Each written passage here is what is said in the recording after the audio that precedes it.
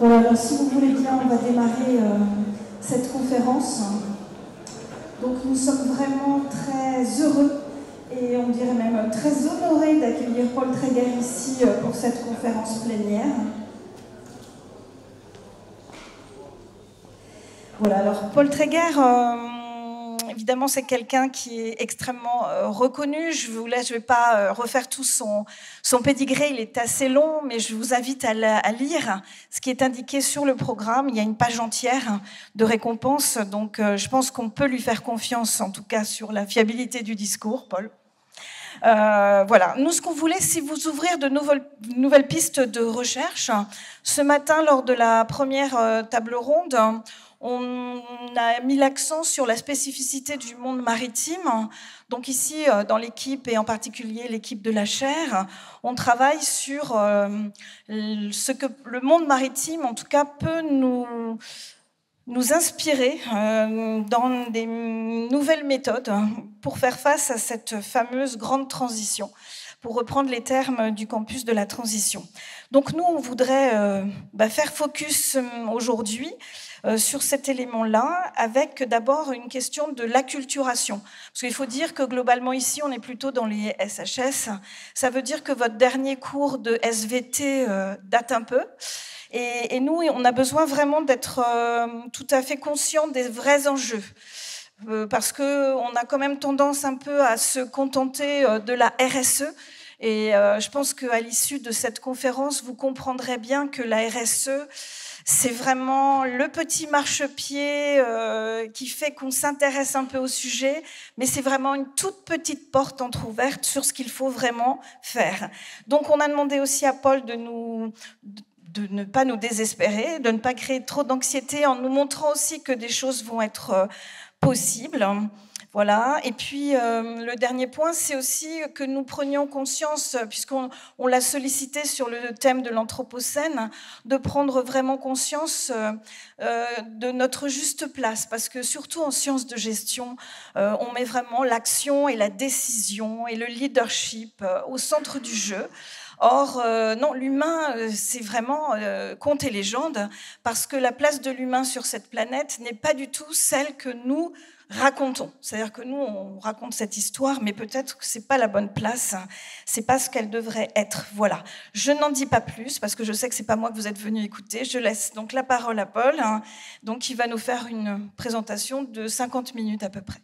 Merci, Paul.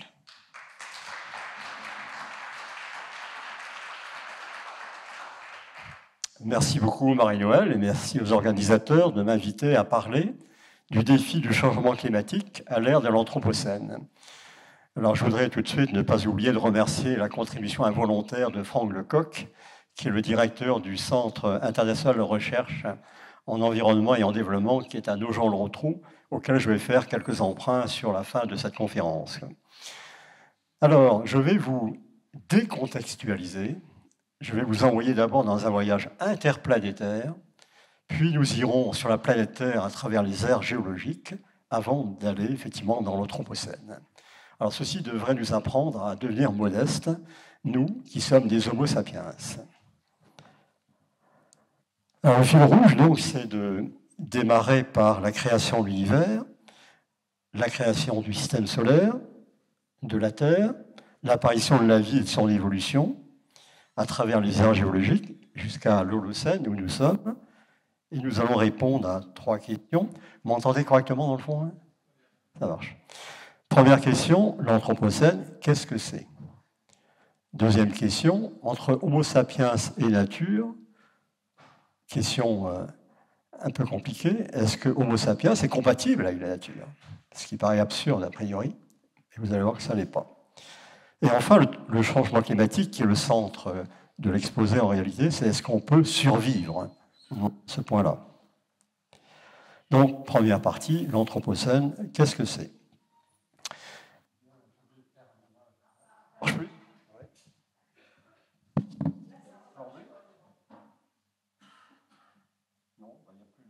vais parler fort. Ça va marcher? Ah oui, ça va. D'accord, c'est bon. Il y a quelques ratés. Donc, je vais faire, bien sûr, un hommage à Paul Crutzen, qui est un prix Nobel de chimie en 1995, qui est un chercheur néerlandais qui a inventé le mot anthropocène.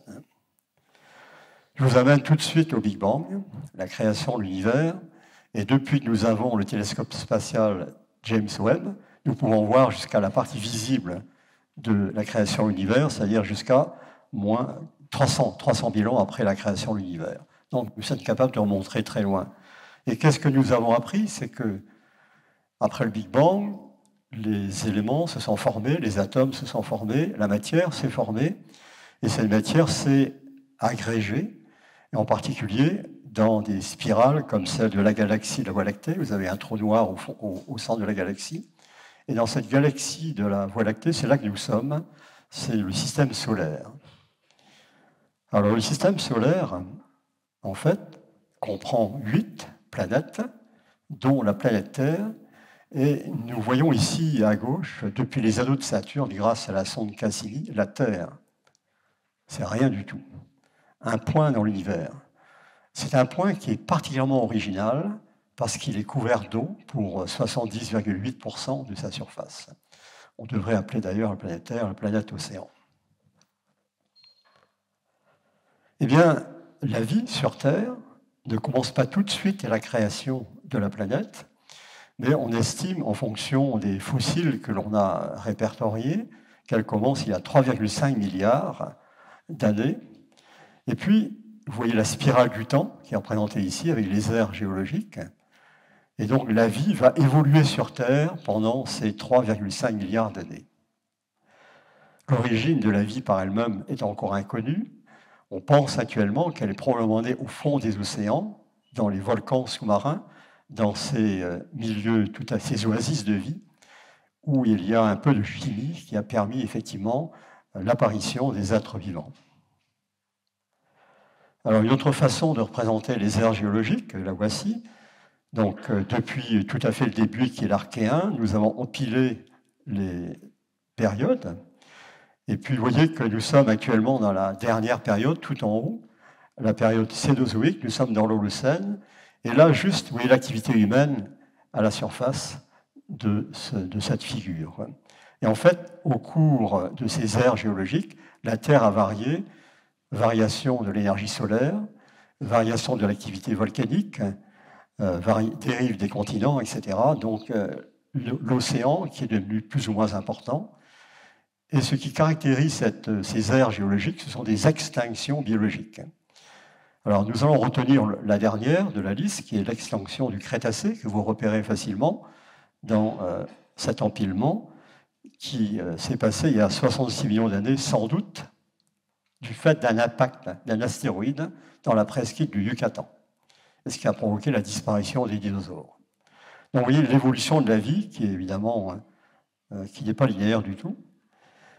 Et ce que nous appelons l'Anthropocène, ce que Paul Cruikshank appelle l'Anthropocène, c'est la dernière partie de l'ère géologique, à partir du moment où l'homme a commencé à impacter réellement son environnement, à impacter la géologie, impacter les écosystèmes. Donc, en gros, c'est à partir de 1850, l'ère industrielle, le début de l'ère industrielle, et on va donc admettre avec lui que l'Anthropocène démarre en 1850. Alors, ce n'est pas un vocable qui est reconnu par les géologues, parce que c'est trop petit dans l'échelle des aires géologiques, mais c'est très pratique, les climatologues l'utilisent, donc nous allons l'utiliser avec les climatologues. Ici, ce que vous voyez, c'est l'occupation de l'homme sur Terre la nuit, enfin, par la trace la nuit, vue par satellite, bien sûr. Voilà, alors, la vie est apparue, a fonctionné, elle s'est diversifiée, elle a créé ce qu'on appelle la nature, et là-dedans, où est notre place, Homo sapiens, est-ce que nous sommes compatibles avec la nature? Alors, je voudrais vous inviter à lire, si c'est déjà fait, l'ouvrage de Yuval Noah Harari, qui est un prof à l'Université hébraïque de Jérusalem, qui a écrit un bouquin qui s'appelle Sapiens, une brève histoire de l'humanité. Elle n'est pas tendre d'ailleurs avec cette humanité. Et il écrit que bien avant la révolution industrielle, Homo sapiens dépassait tous les autres organismes pour avoir poussé le plus d'espèces animales et végétales à l'extinction. Le mot est lancé. Alors, je récapitule ici rapidement l'évolution de la Terre au cours des millions d'années. Vous voyez que les continents ont varié dans leur extension. La Terre a eu des périodes très chaudes, des périodes froides, et la vie a évolué avec, vous voyez ici, la disparition des dinosaures, et les hominidés et l'homme dans la dernière période dont nous sommes. Donc, la nature est diversifiée. Et cette diversité biologique, on la représente sous forme de ce que l'on appelle un arbre phylogénétique. Et cette représentation part de l'hypothèse que tous les êtres vivants sont issus d'une même lignée divergente d'ancêtres communs. Et notre ancêtre commun s'appelle Luca, Last Universal Common Ancestor. Et l'homme, les mammifères puis l'homme, c'est juste une petite branche des eucaryotes qui c'est dans le bas à droite. Donc une extraordinaire diversité. Et nous allons voir un peu comment tout ceci est interconnecté. Autre représentation de cet arbre phylogénétique, vous voyez la branche des eucaryotes, là, qui est en marron, qui s'étend donc vers votre droite. Et vous voyez les hommes qui apparaissent, les hominidés qui apparaissent dans le coin tout à fait à droite. Alors tout ceci est interconnecté et je vais vous le montrer. Quelques secondes de silence.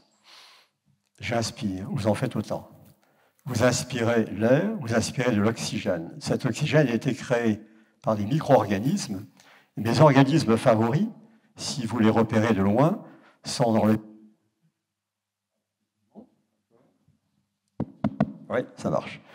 Donc, sont dans la branche qui s'appelle diatomée. Des micro-organismes qui vivent dans l'océan, qui sont photosynthétiques, qui absorbent du CO2, qui relâchent de l'oxygène. En ce moment, 25% de l'oxygène que je respire ont été créés par ces micro-organismes. Tout est interconnecté.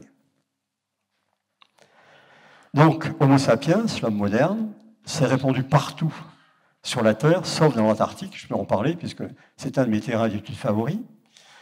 Et nous sommes le représentant actuel du genre Homo. Les autres gens, enfin les autres espèces ont disparu entre moins 50 000 et moins 30 000 ans. Alors, les plus anciens fossiles de notre espèce ont été découverts au Maroc et sont datés de 300 000 ans environ. Alors, si je représente l'expansion de notre espèce, Homo sapiens, depuis l'Afrique, donc 200 000 ou 300 000 ans, on voit que cette espèce envahit l'Europe, puis l'Asie, puis l'Amérique. Et vous voyez que ceci dépend étroitement des conditions climatiques. Le 25 que vous repérez au détroit de Bering, c'est 25 000 ans. Le dernier maximum glaciaire, c'est 20 000 ans, donc il y a 25 000 ans, ceci était gelé. Le détroit de Bering était gelé, et Homo sapiens pouvait passer de la Sibérie jusqu'à l'Amérique. Et vous remarquez au passage que les terres de la planète Terre les plus récemment colonisées sont la Nouvelle-Zélande et l'Islande. Donc nous avons toute une histoire de colonisation en fonction des conditions physiques, chimiques et biologiques qui règnent. Alors je vais me transporter brutalement à l'Anthropocène, au début de l'Anthropocène, donc en 1850, et je vais prendre comme représentant d'Homo sapiens, pendant l'Anthropocène, je vais prendre Jules Verne, un auteur que peut-être certains d'entre vous connaissent dans leur enfance, enfin bref, c'est mon cas en tout cas. Et Jules Verne, en fait, a écrit l'histoire de l'évolution, de la révolution industrielle, l'histoire de la civilisation industrielle, avec l'utilisation par l'homme des ressources disponibles. Une de ces histoires, c'est ce qu'on appelle l'île mystérieuse, c'est son roman de 1875. Il imagine que 5 Américains nordistes, enfermés dans la ville de Richmond lors de la guerre de sécession, entourés par les sudistes, a pu s'échapper en ballon et a atterri sur une île mystérieuse qui est dans le Pacifique Sud et qui est un concentré de terre. On y trouve à la fois des formations volcaniques, des formations sédimentaires, une végétation tropicale, une végétation subarctique avec la faune qui va avec. Et l'ingénieur, qui est le leader de ce groupe-là, après être monté sur le volcan, le plus haut sommet, à la descente, il ramasse des petits cailloux dans sa poche. Et dans ces petits cailloux, il y a un peu de charbon, il y a un peu de fer, il y a un peu de soufre, il y a un peu de calcaire, il y a un peu d'argile. Et il dit à ses amis, voilà ce que nous donne la nature, et voilà sa part dans le travail commun, à demain la nôtre. On est tout à fait dans un esprit biblique, c'est-à-dire qu'on est en train de suivre les conseils de Dieu qui nous dit, celui à la fois de la Bible, donc qui est commun à 3 religions, emplissez la terre et soumettez-la. On est exactement en train de faire ça. Voilà, donc on est effectivement lancé au cours de l'Anthropocène dans la civilisation industrielle, et puis on applique les découvertes scientifiques et technologiques en métallurgie, en sidérurgie, on crée des transports, en train, en navire, et même l'élaboration d'armes nouvelles. Les premiers sous-marins datent de la guerre de Sécession, je ne sais pas si vous le savez, donc c'est bien au XIXe siècle. Et tout ceci est possible en utilisant des énergies fossiles, en fait, le charbon. L'utilisation de la houille comme combustible est fort ancienne, mais elle a pris son essor au cours du XIXe siècle pour créer des machines à vapeur. Avant, nous utilisions des énergies naturelles, celles du vent, celles de l'eau, les moulins à vent, les moulins à eau, et aussi on utilisait les bioénergies, c'est-à-dire la force de nos bras, la force des animaux. Et donc ça a été une transition extrêmement brutale. En quelques décennies, on est passé de ces formes de bioénergie et d'énergie naturelle à l'utilisation d'énergie fossile. Jules Verne, lui, ne voit aucun inconvénient à l'utilisation du charbon. Et il n'envisage pas du tout l'impact de sa combustion sur le climat de la Terre, ce dont je vais parler dans la 3e partie.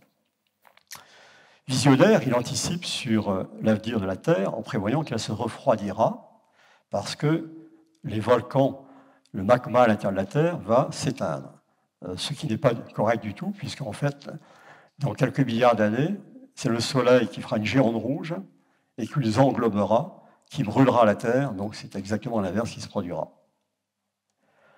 Alors, quel est le bilan de l'homme, d'Homo sapiens, notre bilan, au cours de l'Anthropocène? Alors, je vous invite de nouveau à lire Yuval Harari, il est extrêmement sévère. Alors, le côté positif, régression de la famine, des épidémies, encore que, d'accord, des guerres, ouais, bref, des événements récents contredisent un peu cet optimisme, mais la situation des autres animaux de cet arbre phylogénétique se dégrade plus rapidement et plus rapidement que jamais. Et nous ne savons pas trop où nous voulons aller, en fait, sinon nous voulons satisfaire nos besoins, nos aides, notre abusement. Et nous sommes, selon Harari, des irresponsables.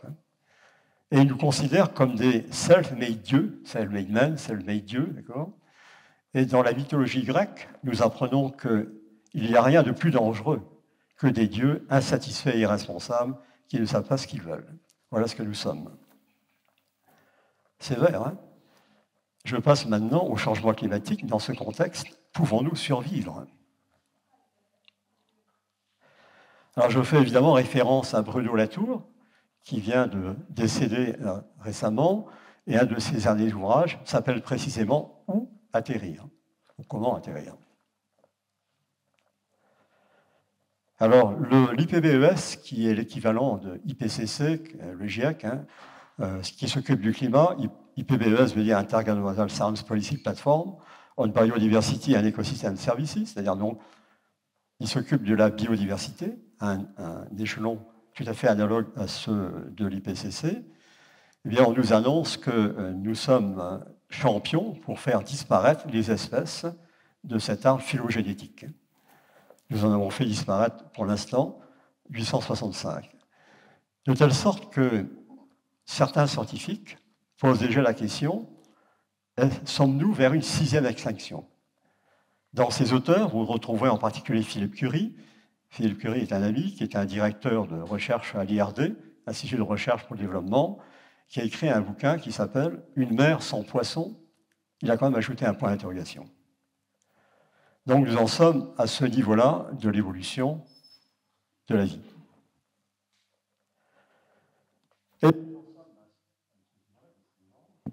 Oui, ça marche. Sur l'utilisation des ressources renouvelables, des ressources naturelles et de l'extinction des espèces. Alors l'ONG, Global Footprint Network, calcule désormais le jour du dépassement de la Terre. Et si en 1971, nous étions effectivement presque au 31 décembre, donc la situation était à peu près équilibrée, désormais, ce jour dérive, et de plus en plus vite. Cette année, nous avons dépassé l'utilisation des ressources renouvelables, nous avons épuisé le jeudi 28 juillet. Donc, allons-nous vers l'effondrement? Eh bien, ce n'est pas mon point de vue, et nous allons aborder maintenant la question du défi climatique. D'abord, l'avons-nous anticipé?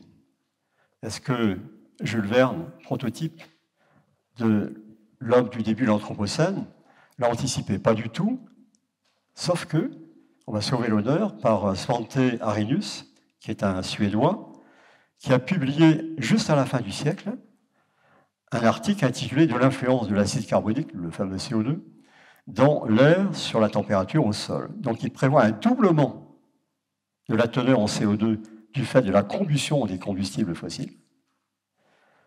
Et ceci entraînerait un réchauffement de 5 degrés de la surface de la Terre. Ça a été réalisé par des moyens tout à fait rudimentaires, ce calcul-là. Vous vous rappelez les prévisions du GIEC, qui nous annoncent que nous aurons de 2 à 4,5 degrés, je vais y revenir, Celsius, en plus, à la fin de ce siècle. À la seule... Non? Si, c'est bon. Entre Arrhenius et le GIEC, c'est que lui avait le temps. Il prévoyait ce doublement en 3000 ans, alors que nous sommes en train de le faire en un siècle. Ok, je vous embarque à bord d'un satellite et vous allez avec moi regarder la Terre au-dessus de l'Afrique. Voilà ce que nous verrions. Si à la place des yeux nous avions des capteurs infrarouges, voici l'image que nous capterions. En gros, le message, c'est que la Terre émet de l'énergie infrarouge vers l'espace. Alors c'est rassurant, c'est-à-dire qu'en fait, l'énergie du Soleil en jaune ici est répartie sur la Terre. Et si elle n'était pas compensée, bien sûr, la Terre brûlerait. Mais l'énergie infrarouge est émise vers l'espace, et ceci compense cela. Donc le bilan est équilibré, ce qui nous garantit, toutes choses égales par ailleurs, une température moyenne à la surface de la Terre qui est de 15 degrés. Mais cette température connaît des fluctuations en fonction du changement climatique, des fluctuations climatiques. Les fluctuations naturelles sont dues aux fluctuations d'énergie solaire, position par rapport au Soleil, je ne vais pas sur les détails, au système de l'eau. L'eau s'évapore, crée des nuages qui absorbent la chaleur, mais qui aussi limitent l'évacuation de l'infrarouge. Et puis, les volcans émettent du CO2, etc. Donc le système fonctionne. Et puis l'homme est arrivé dans ce système, il a modifié la couverture des sols, il a produit par différents systèmes du CO2, donc on a perturbé ce système, où la régulation du climat est pour une bonne part contrôlée par l'océan. Alors voici le rôle que joue l'océan. Donc la perturbation du cycle du carbone, qui est représenté sur cette figure, c'est que nous sommes allés chercher le carbone accumulé au cours des âges géologiques, au cours des ères géologiques que je vous ai montré tout à l'heure. Donc c'était du carbone photosynthétique qui s'est déposé sous forme de feuilles, qui avait fait du charbon, qui avait fait du pétrole. Nous sommes allés le chercher pour le ramener à la surface et le brûler et créer du CO2. Donc cette grande émission de CO2 depuis les réservoirs géologiques, une bonne partie est envoyée vers l'atmosphère, bien sûr. Alors, heureusement, la Terre s'est compensée. Il y a des phénomènes de contrôle.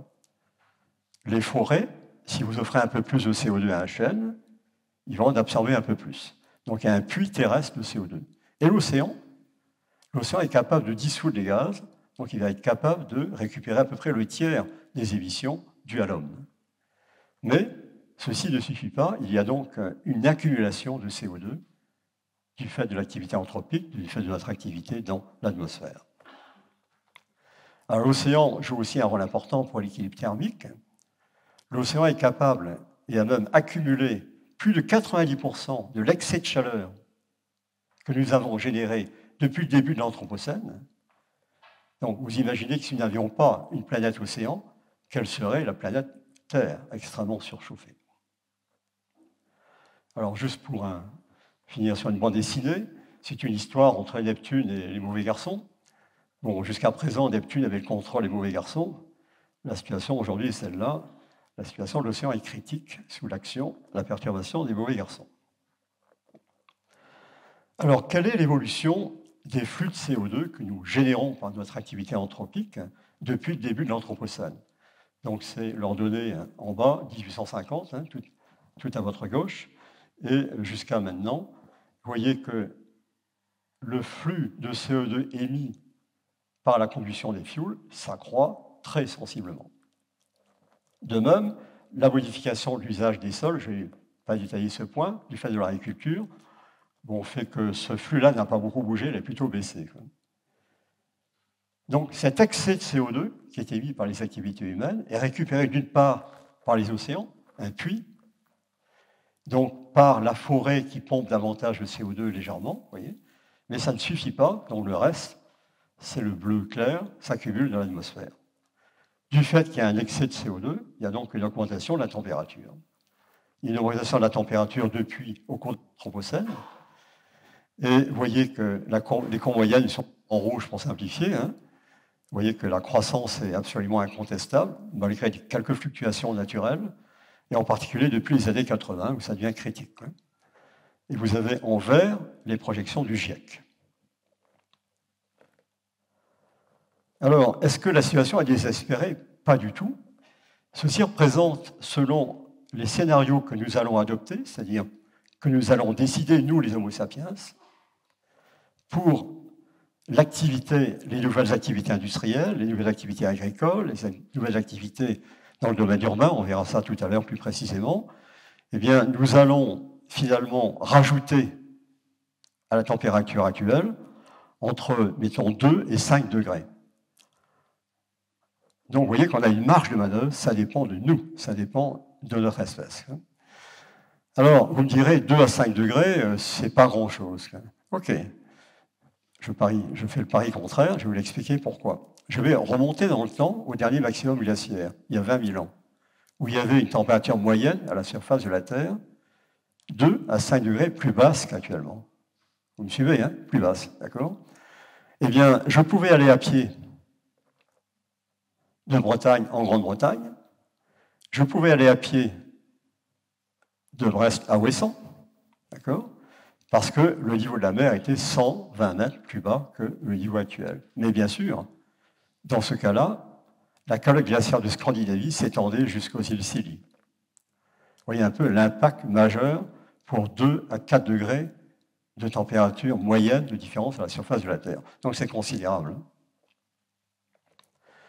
Autre point, bien sûr, c'est que quand la mer chauffe, elle se dilate. Donc le niveau de la mer va monter. Quand il fait chaud, les glaciers fondent, les glaciers terrestres fondent. Pire, les calottes glaciaires du Groenland et de l'Antarctique fondent. Donc le niveau de la mer monte. Alors je vous invite à visiter ce site pour aller chercher votre lieu de résidence favori. Vous avez ici représenté le niveau de la mer pour 1 mètre d'augmentation en plus. D'accord? Donc, augmentation au niveau de la mer de 1 mètre.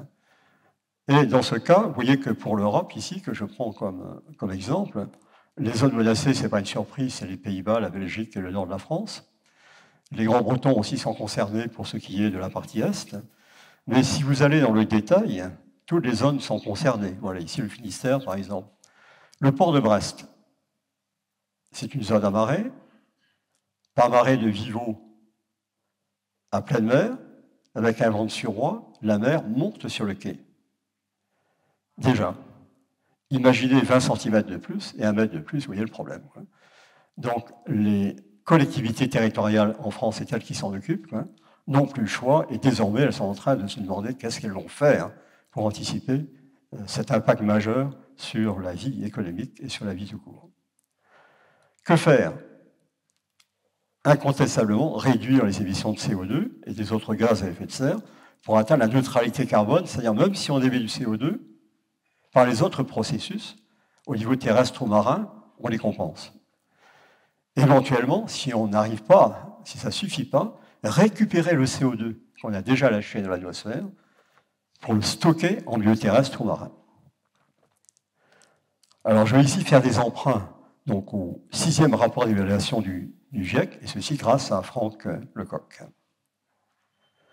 Donc, voici ce rapport du groupe, dont vous avez la référence. Je pense que Marie-Noël vous distribuerait cette conférence dont vous aurez toutes les références facilement accessibles. Et vous pourrez lire facilement, je pense, les résumés pour les décideurs que vous êtes. Donc, en résumé, de 2010 à 2019, les émissions annuelles moyennes de gaz à effet de serre sont à leur niveau le plus élevé dans l'histoire de l'humanité. Et on n'est pas sur la bonne trajectoire pour limiter le réchauffement du globe à 1,5 degré, qui étaient les objectifs de la conférence de Paris. La COP, la Conference of Parties, donc, qui s'est tenue à Paris en 2015. On n'y est pas, alors que c'était l'objectif. Autrement dit, à moins de réduction immédiate et importante des émissions dans tous les secteurs, le seuil de 1,5 degré est hors de portée. Côté positif, il y a de plus en plus d'actions mises en œuvre pour lutter contre le changement climatique, l'installation des énergies éoliennes et des énergies solaires, on y reviendra.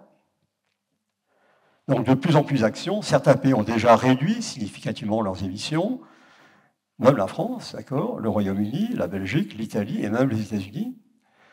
Et quand les États s'y opposent, je fais allusion ici à la période Trump aux USA, des accords entre villes, des villes se sont engagées sur des objectifs de réduction, voire des régions. Donc on a effectivement une action, une prise de conscience à différents niveaux, États, grandes villes, régions. Mieux, le coût des énergies renouvelables est en train de baisser à très grande vitesse, le coût du photovoltaïque, le coût des éoliennes, le coût des batteries pour les véhicules individuels. Donc ça va tout à fait en bon sens au niveau économique. Et puis on va donc adopter les productions d'énergie par énergie photovoltaïque, par le vent et par les batteries pour les véhicules de passagers. Alors ceci étant, au niveau global, si on continue comme maintenant, c'est la courbe rouge, on ne peut pas limiter la croissance en CO2 lâchée dans l'atmosphère. On n'y arrive pas. L'objectif, c'était la courbe verte, 1,5 degré. Donc le mieux que l'on puisse faire maintenant, c'est viser 2 degrés, et probablement c'est la courbe bleu foncé, c'est-à-dire qu'il faudra que d'ici à 2030, c'est demain, hein, on est en 2022, d'accord, on ait fait des changements drastiques pour casser la courbe, pour casser la pente de la courbe. Hein. Voilà les enjeux. Si vous permettez l'expression, c'est un mauvais jeu de mots, il y a le feu.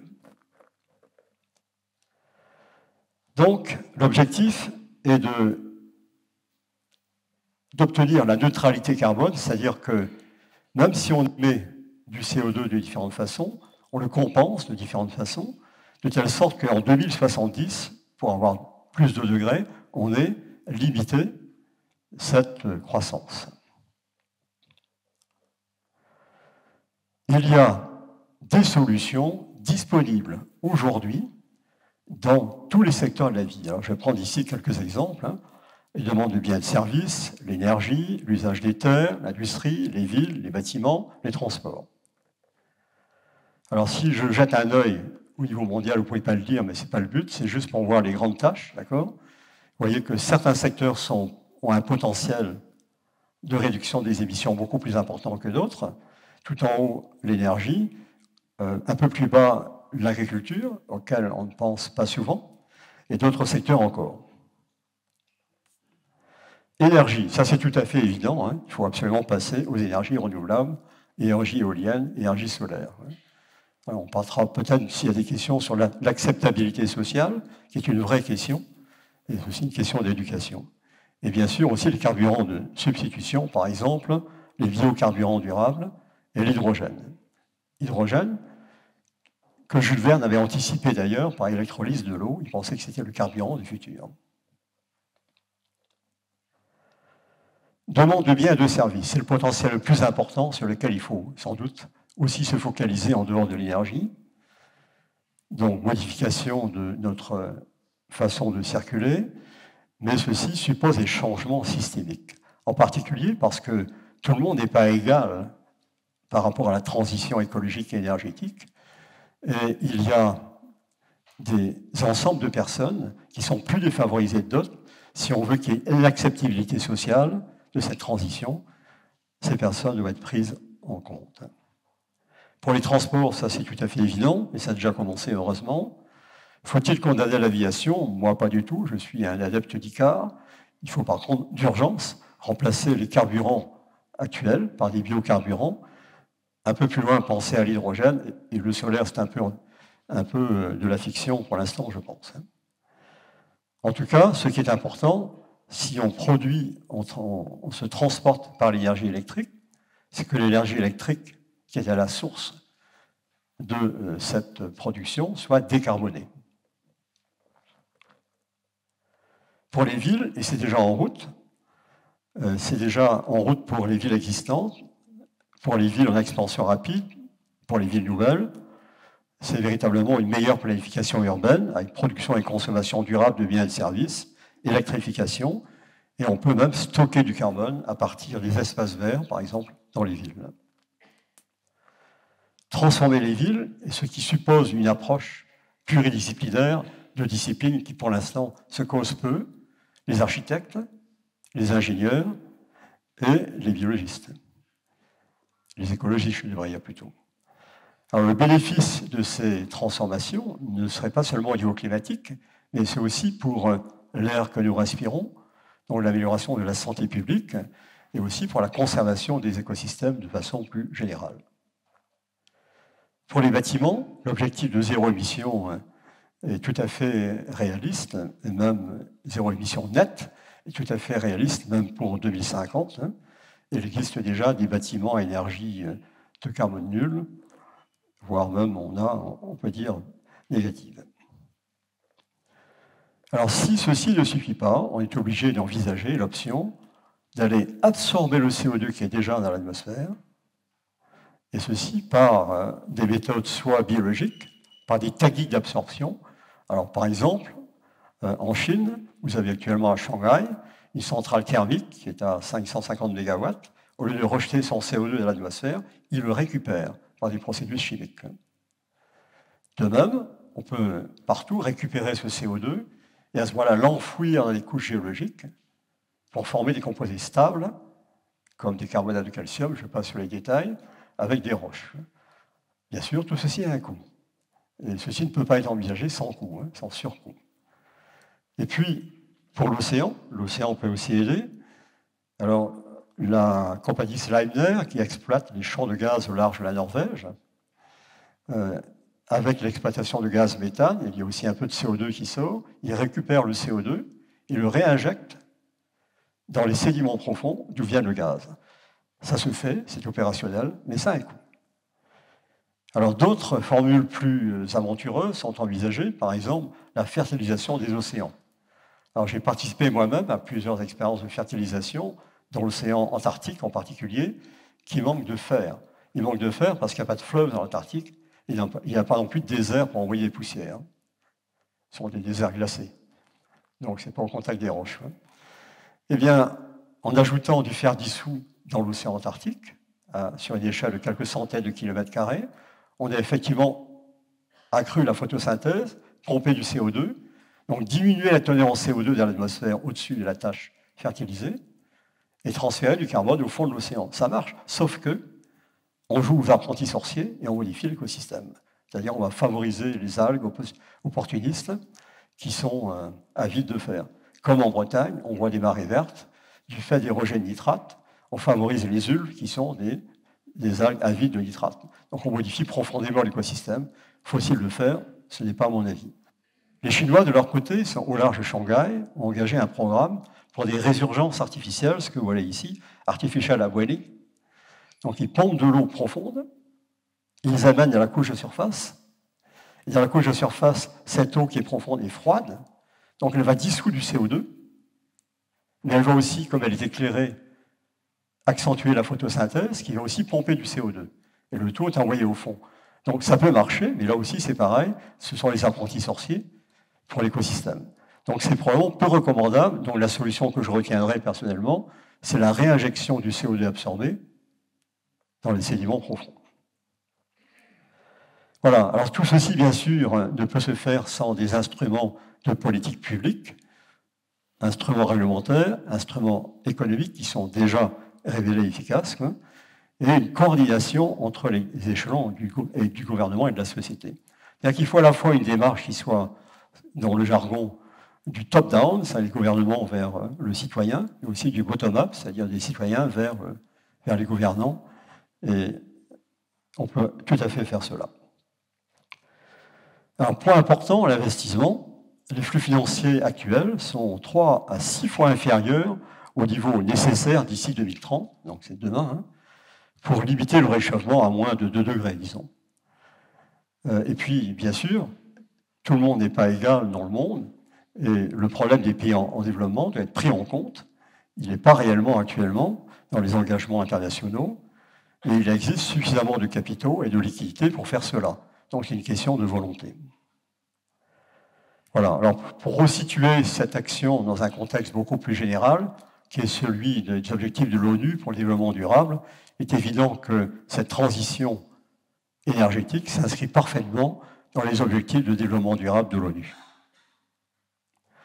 En guise de conclusion, je vais laisser le temps du débat, hein, la planète Terre, la planète Océan, est unique dans le système solaire et peut-être dans l'univers, il n'y a pas de planète B. On peut en rêver, elle est totalement irréaliste, en tout cas, à l'échelle de nos générations, de nos enfants, de petits-enfants, etc. Pardon, voilà. Depuis sa... Oui, ça y arrive. Depuis sa formation, donc, la planète a connu de profonds bouleversements géologiques, physiques, chimiques et biologiques à l'ère de l'Anthropocène. Elle n'est pas en danger. L'expression « sauver la planète » n'a pas de sens. Hein. Ce qu'il faut sauver, c'est l'espèce humaine, c'est l'espèce Homo sapiens. Hein. Et tant que notre imaginaire sera incontrôlé, on n'y arrivera pas. Il est toujours temps d'inventer un mode de développement soutenable pour une population de 8 milliards d'habitants, mais il y a extrême urgence. Voilà, je vous remercie pour votre attention.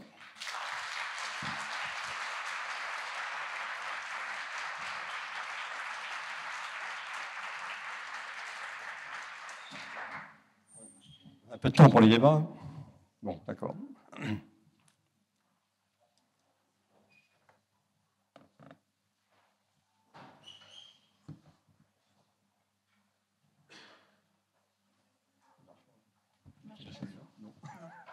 Voilà, alors je ne sais pas si... Merci beaucoup, Paul, bien sûr, pour ce très, très riche exposé. Est-ce que vous avez quelques questions? On a assez peu de temps pour tenir le timing, mais si certains d'entre vous ont des questions à poser, moi, vraiment, ce que je retiens, c'est notre rôle, en tout cas, donc, dans notre petit champ d'expertise de la GRH.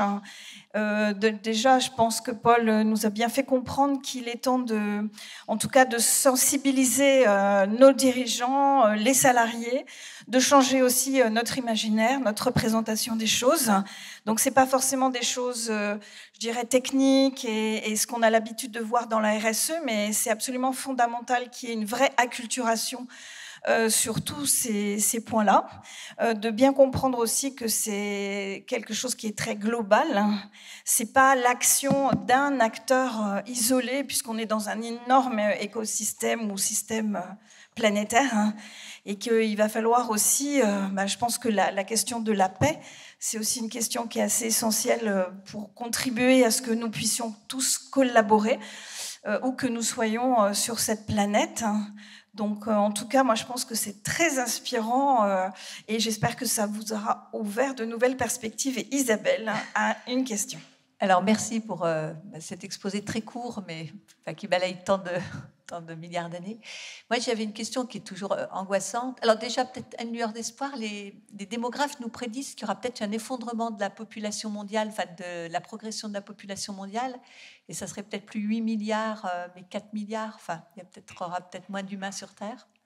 Moi, la question, c'était... en fait, vous avez beaucoup mis l'accent sur l'effet de serre, et par exemple, vous dites, vous parlez des moteurs électriques, des voitures électriques, mais on sait maintenant que derrière chaque solution, il y a quelque chose qui pose problème. J'ai vu une conférence où il faut rouler, enfin on nous disait, alors après je sais pas, qu'il fallait rouler 100 000 km avec une voiture à diesel pour compenser la fabrication d'un moteur électrique. Parce que un moteur électrique, il faut aller chercher des ressources rares qui elles-mêmes dégradent, etc. Et est-ce que c'est pas, au lieu de chercher des solutions, mais c'est vraiment pas la sobriété, mais totale, quoi, vers laquelle il faut aller. Enfin, cet effet domino, si vous voulez, des solutions qui engendrent d'autres problèmes. Ok, alors il y a une caricature que je ne vais pas reprendre qui est due à notre président. On ne va pas revenir à l'âge et la vie, n'est-ce pas? Ok, on est tout à fait d'accord là-dessus. Donc on est bien dans une hypothèse d'un monde moderne qui évolue et qui cherche à satisfaire les besoins fondamentaux de ses habitants. Je dirais de l'ensemble de ses habitants. Donc incontestablement, ça veut dire pour une part la sobriété, hein, c'est sûr. Hein. La sobriété est devenue une valeur réputée, je dirais, quoi. En tout cas prise en compte dans les projections économiques désormais. Eh bien, oui, ok, nécessairement. Quoi. Mais chaque solution que l'on adoptera aura un inconvénient. Je vais prendre quelques exemples, mais que vous connaissez aussi bien que moi. C'est-à-dire, ok, on dit, on n'utilise plus d'énergie fossile, d'accord? Donc, on va utiliser des énergies éoliennes, des énergies solaires. Ça a quelques impacts sur le paysage, d'accord? Ça a quelques impacts éventuellement sur l'occupation des sols. Donc, il y a des inconvénients. On n'a rien sans rien. Simplement, dans notre tête d'homme de l'Anthropocène du 19e siècle, on a gardé, en tout cas dans notre imaginaire, il faut que l'on change notre imaginaire et qu'on s'habitue à de nouveaux paysages industriels où les éoliennes en font partie, en particulier. Alors, certains n'aiment pas. Moi, je trouve personnellement que c'est plutôt beau. Enfin bon, chacun a ses choix. Mais on est dans un nouveau contexte.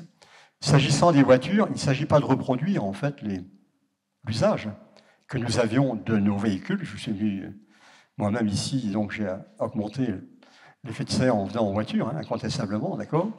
On peut circuler avec une voiture électrique sur des distances moins importantes. Je suis un peu surpris d'ailleurs que la solution qu'avaient retenue à l'époque les Israéliens, il y a eu une expérience qui n'avait eu que 2 ans, c'est un petit pays, Israël. Hein.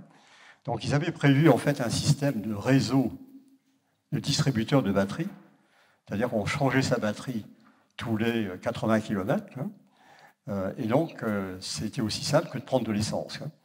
Et l'expérience n'a pas marché parce que le réseau industriel derrière n'était pas suffisant.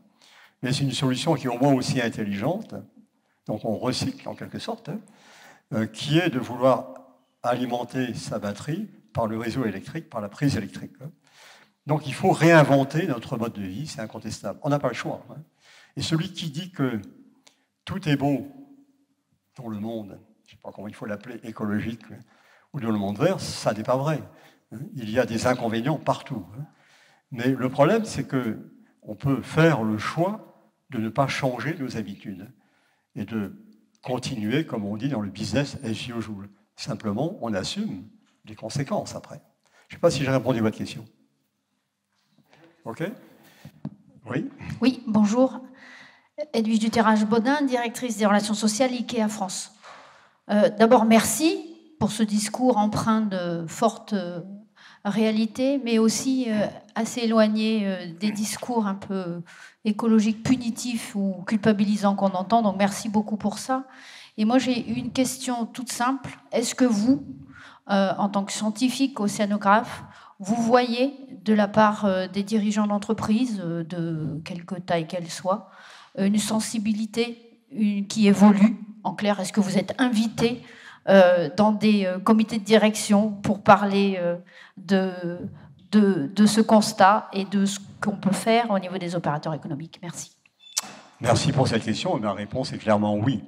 Bon, j'ai eu le plaisir de présider le comité scientifique du pôle mer Bretagne-Atlantique, qui est un consortium d'entreprises, petites, moyennes et grandes. Et la question de la transformation des process pour une moindre dépendance énergétique fossile est à l'ordre du jour depuis déjà une dizaine d'années, avec des récompenses pour les procédés innovants. Donc l'innovation est en marche au sein de ces entreprises. Alors, bien sûr, on ne peut pas tout faire en quelques temps, mais diminuer son énergie, la consommation d'énergie fossile par 20%, diminuer le transport maritime par 20%, par des dispositifs tout à fait plus économes et maintenant un peu révolutionnaires, comme du kitesurf, enfin, bref. C'est déjà en route, en quelque sorte, dans les entreprises. Donc la mentalité est rentrée, si je peux dire, dans les imaginaires. Il y a un mot qui est tout à fait clé pour Yuval Harari, c'est que l'importance, pour nous, individuellement, de changer, c'est quel est l'imaginaire que nous avons des autres, de la société. Si nous changeons notre imaginaire, on arrivera effectivement à prendre les bonnes décisions. Ça, c'est tout à fait fondamental. Et cet imaginaire, il est non seulement individuel, mais aussi collectif. Je pense que la société actuellement, y compris dans les entreprises, et je dirais peut-être même, est en avance parfois sur les citoyens. Donc oui, bien sûr, pour répondre à la question, ma réponse est tout à fait positive. Merci. Voilà, donc je vous remercie beaucoup et je crois qu'on peut applaudir encore une fois Paul Tréguer.